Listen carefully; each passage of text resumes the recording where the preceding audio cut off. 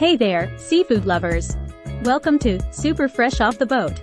Today, we're in Rhode Island, the ocean state, to unpack some of the freshest seafood you can find. First, we have some of the most delicious lobsters you'll ever taste. These lobsters are straight out of the ocean and into your hands. Next, we have some beautiful crabs. These crabs have a sweet flavor and are perfect for making delicious seafood pasta, gumbo, or soup. Last but not least, we have some large and juicy sea bass. This fish is so fresh that it was still swimming in the Atlantic Ocean just a few hours ago. These sea bass are perfect for grilling, baking, or even frying. Now, if you're searching for inspiration for your next seafood dish, you're in luck. Rhode Island is home to some of the best seafood chefs in the country. Their unique recipes and techniques will help you create the perfect seafood dish your friends and family will love.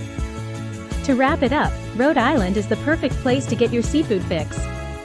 The seafood here is so fresh and delicious that you'll never want to eat seafood from anywhere else.